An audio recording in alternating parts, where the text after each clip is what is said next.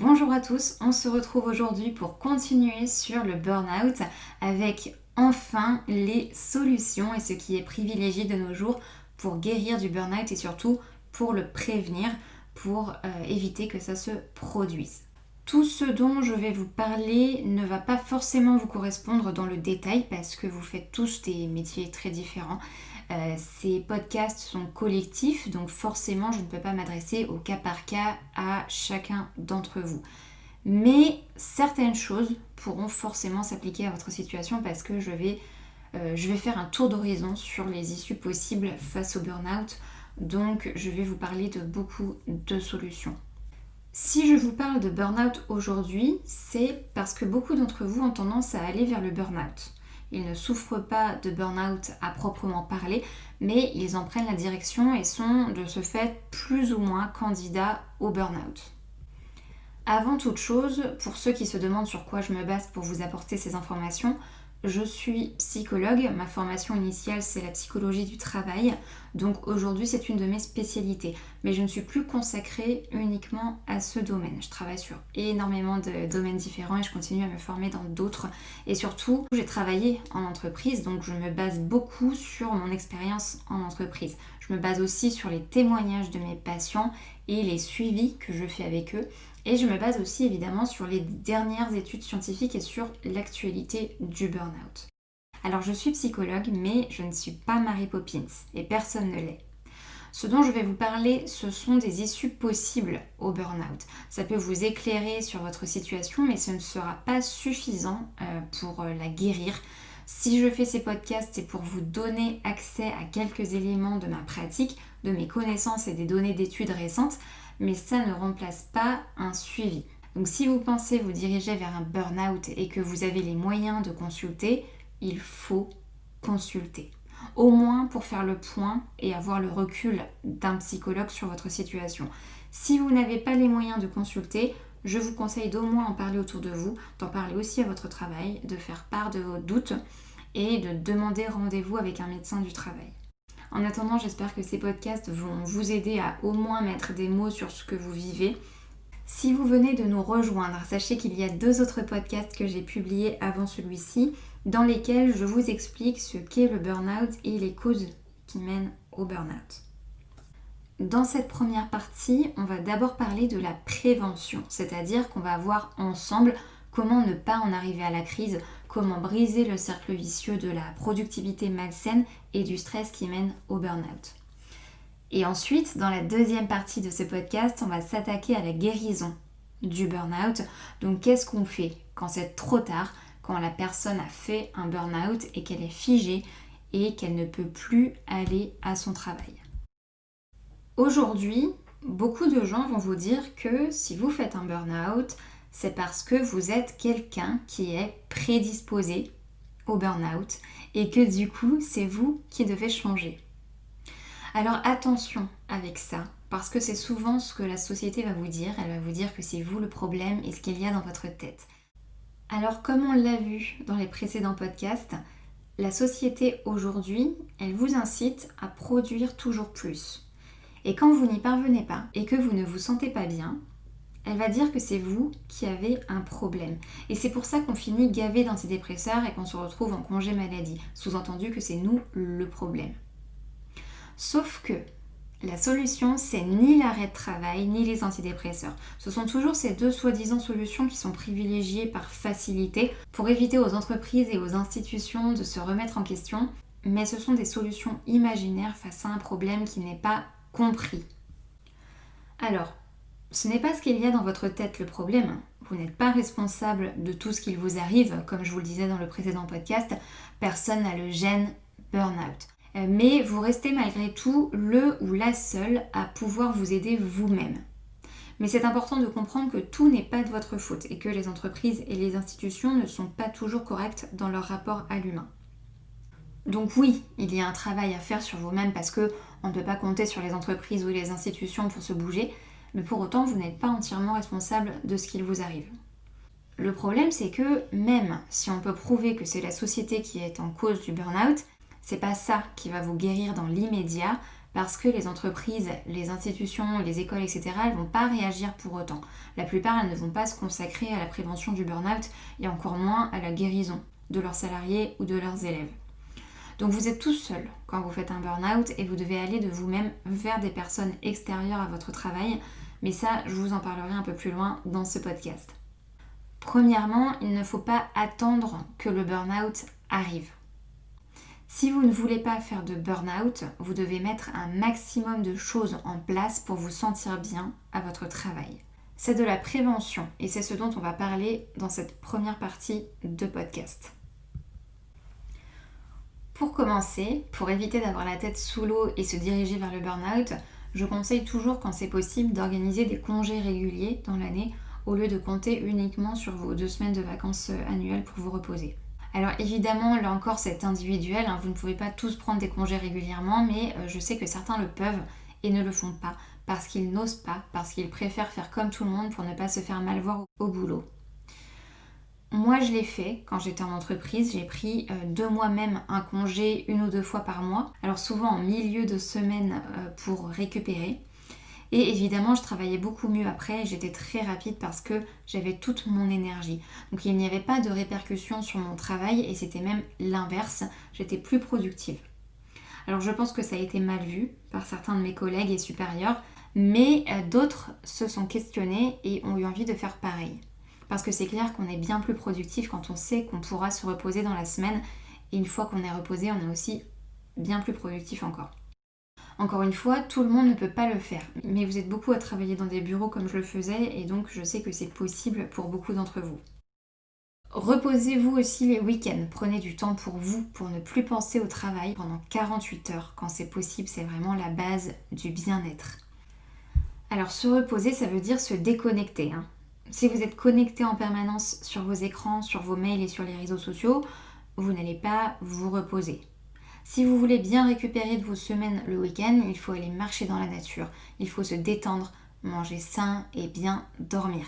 Mais ça, on en reparlera aussi parce que l'hygiène de vie avec moi, vous allez souvent en entendre parler parce que tout simplement, je ne dissocie pas l'hygiène de vie du fonctionnement psychologique. Alors on en vient maintenant à la productivité au travail.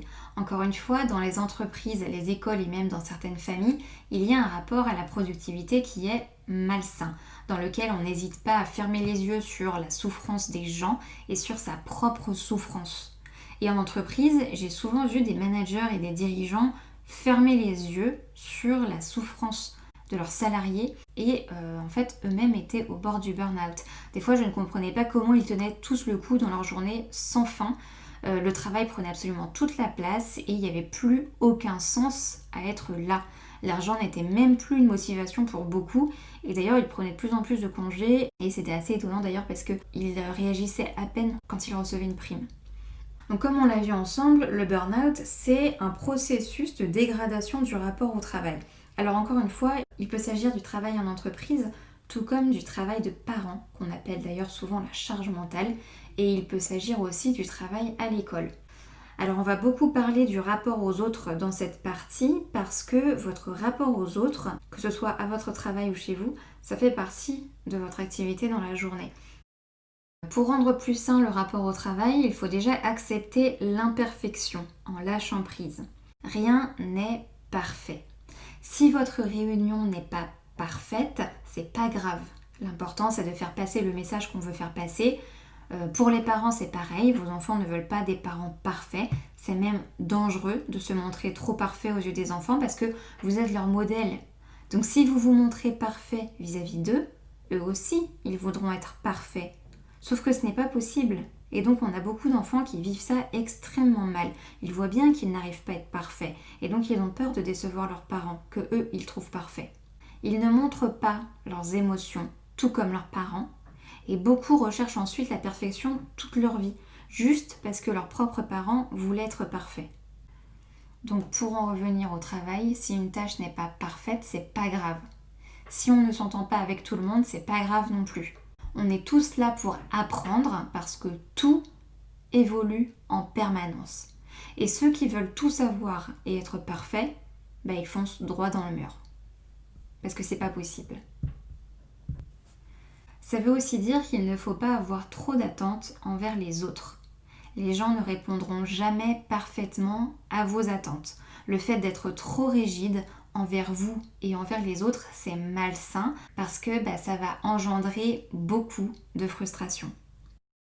Pour pas faire de burn-out, il faut avoir une attitude envers les autres qui est ouverte et bienveillante. Envers les autres et envers soi-même d'ailleurs. Et il faut accepter la critique, savoir écouter, mais aussi dire ce que l'on ressent. Quand vous n'êtes pas bien ou quand vous n'appréciez pas un projet, il faut en parler. Même s'il n'y a pas de solution dans l'immédiat à votre mal-être, il pourra toujours y en avoir une à un moment. Mais si vous n'en parlez pas, forcément, il n'y aura jamais de solution, puisque personne ne le saura. En résumé, si vous voulez avoir un rapport sain à votre travail, il faut déjà commencer par être dans des rapports vrais, des rapports francs avec soi-même et avec les autres. Alors n'essayez pas de convaincre votre entourage ou vos collègues en permanence. Je le dis toujours, la meilleure façon d'influencer les autres, c'est de montrer l'exemple.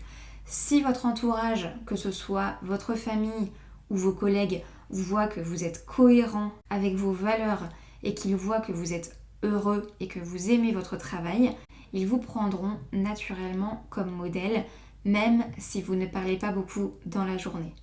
Vous n'aurez pas besoin de les convaincre. Beaucoup de gens qui sont candidats au burn-out sont aussi souvent agressifs, de différentes manières.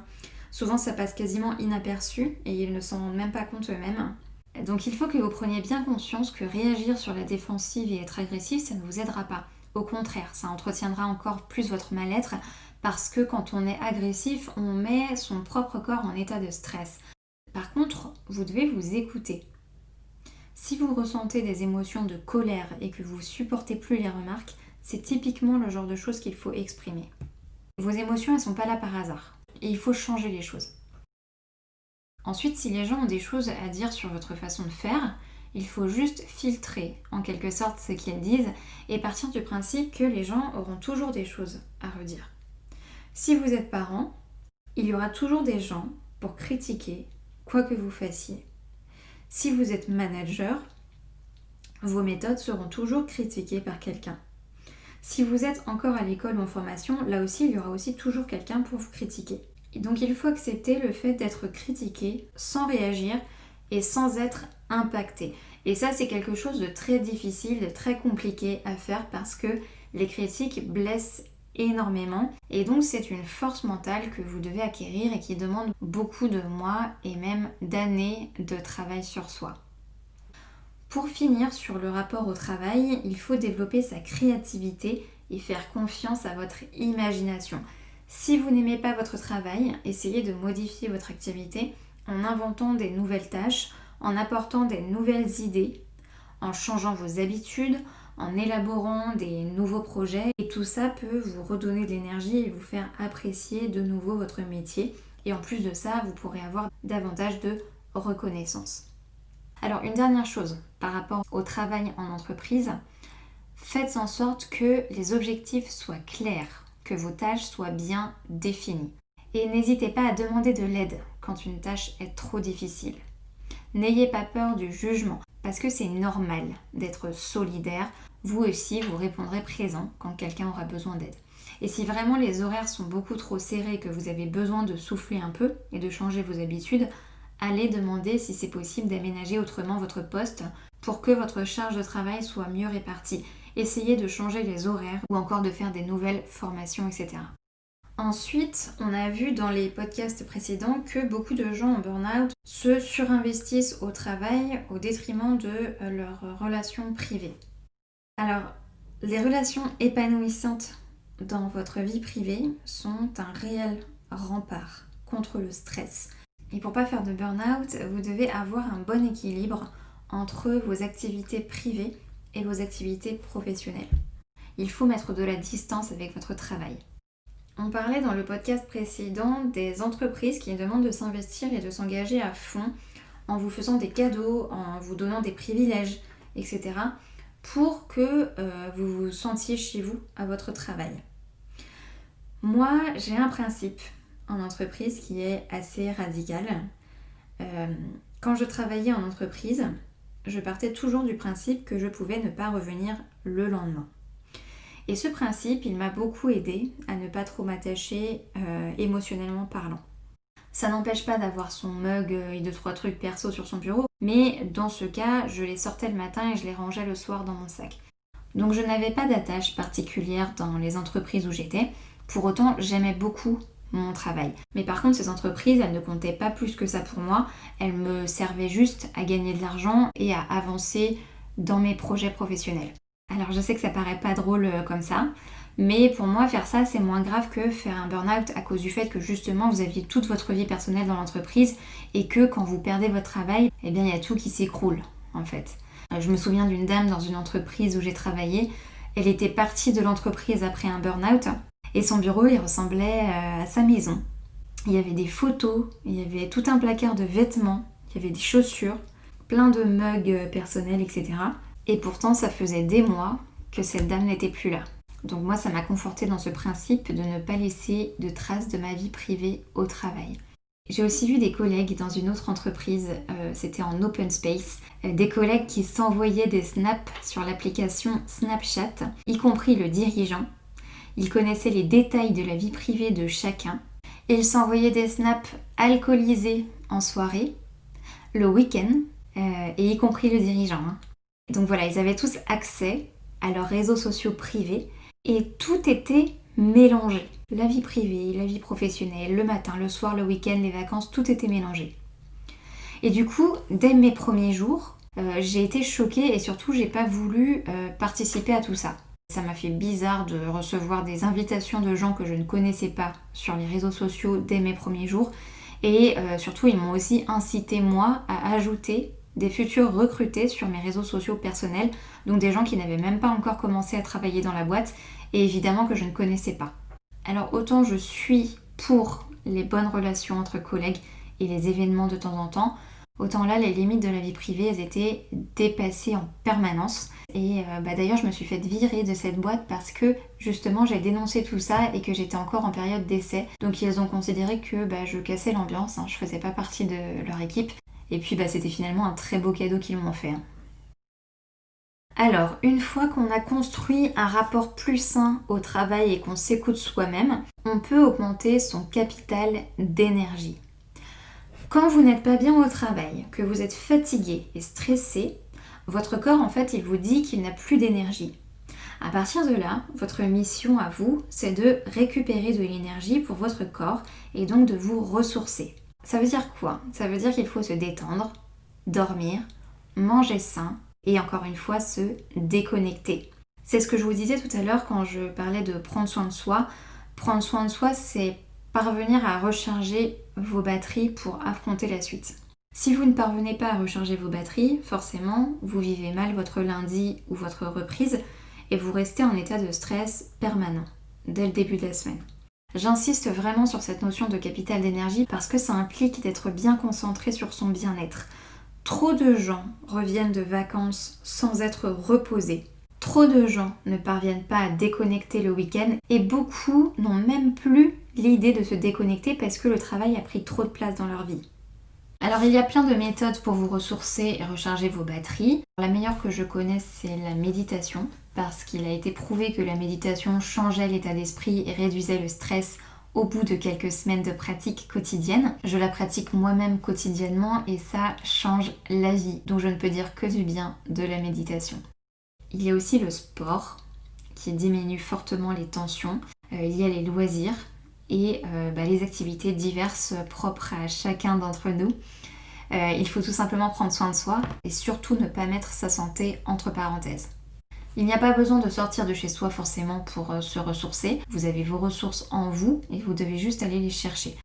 Et pour finir sur le capital d'énergie, on l'entend de plus en plus et moi j'insiste aussi là-dessus, il faut diminuer le café et éviter d'en boire l'après-midi, supprimer les sucres raffinés, éviter l'alcool et enfin s'endormir en faisant attention à avoir vos heures de sommeil et surtout arrêter les écrans avant d'aller dormir parce que l'écran stimule vos yeux et votre cerveau alors qu'ils ont besoin de calme pour récupérer de la journée. Alors, dans le podcast précédent, on a aussi parlé de perception des choses, du fait que deux personnes peuvent avoir la même situation et le même poste et qu'une des deux peut faire un burn-out et pas l'autre. tout comme on peut aimer et bien vivre son travail et, en l'espace de quelques mois, ne plus supporter son travail. Donc on a vu que la perception des choses est déterminante. Étant donné qu'on peut changer de perception des choses de manière négative en quelques mois, ça veut aussi dire qu'on peut changer de perception des choses et notre manière de penser de manière positive.